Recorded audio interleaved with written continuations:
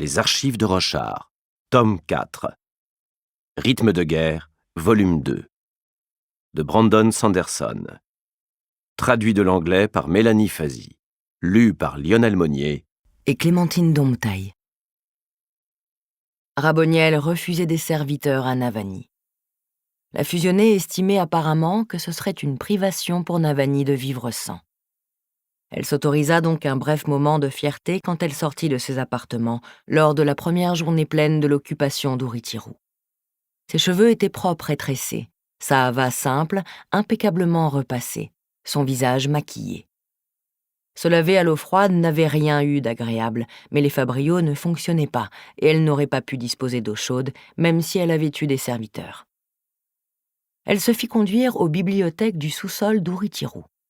Raboniel occupait le propre bureau de Navani et parcourait ses notes.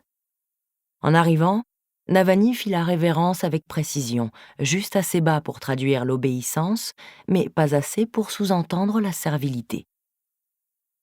La fusionnée repoussa la chaise et appuya un coude sur le dessus du bureau, puis congédia les gardes d'un geste des mains, accompagné d'un fredonnement. « Quelle est votre décision ?» lança la fusionnée. « Je vais organiser mes érudits anciennes, » répondit Navani, « et poursuivre leurs recherches sous votre observation. » Le choix le plus judicieux, mais aussi le plus dangereux, Navani Colline. Raboniel fredonna sur un ton différent. « Je ne trouve pas vos schémas de la machine volante parmi ces notes. » Navani feignit d'hésiter, mais elle avait déjà réfléchi à cette question. Les secrets de la plateforme volante seraient impossibles à garder.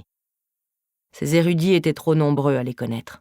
Par ailleurs, un grand nombre de fabriaux jumelés de la nouvelle sorte, qui permettaient un mouvement latéral tout en conservant l'altitude, étaient déjà utilisés dans la tour. Bien que les fabriaux ne fonctionnent pas, le peuple de Raboniel comprendrait certainement leur mécanisme. Après en avoir longuement débattu avec elle-même, elle était arrivée à la conclusion qu'elle devait renoncer à ce secret. Son meilleur espoir d'échapper à la situation actuelle consistait à feindre de vouloir collaborer avec Raboniel, tout en essayant de gagner du temps. « C'est volontairement que je ne garde pas les schémas prioritaires ailleurs que dans ma tête, » mentit Navani. « J'explique plutôt à mes érudits chaque pièce que j'ai besoin de faire construire. Si on m'en laisse le temps, je peux dessiner pour vous le mécanisme qui fait fonctionner la machine. » Raboniel fredonna sur un rythme, mais Navani ne parvint pas à déterminer ce qu'il représentait. Cependant, Raboniel semblait sceptique lorsqu'elle se leva et fit signe à Navani de s'asseoir. Elle lui plaça un calame entre les mains et croisa les bras pour attendre. Bon, très bien. Navani se mit à dessiner à traits rapides et efficaces.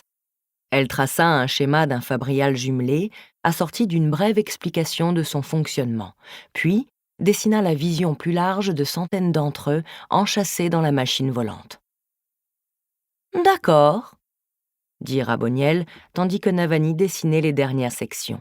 « Mais comment le faites-vous bouger latéralement ?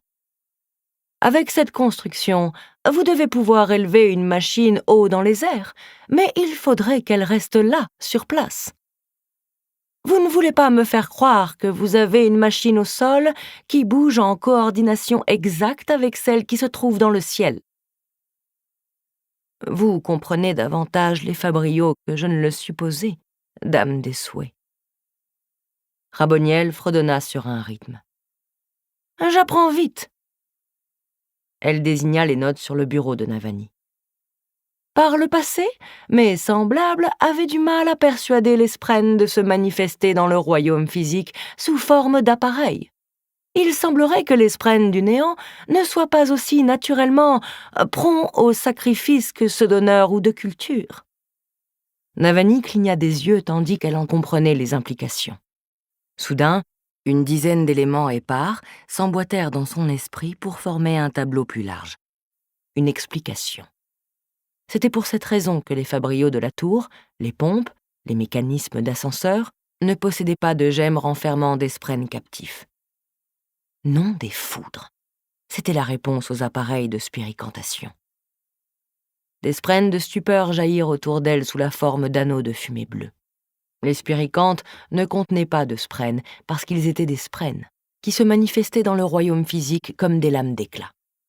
Les sprènes devenaient du métal de ce côté-ci. Avait-on d'une manière ou d'une autre persuadé les sprènes anciens de se manifester sous la forme de spiricantes au lieu de lames ?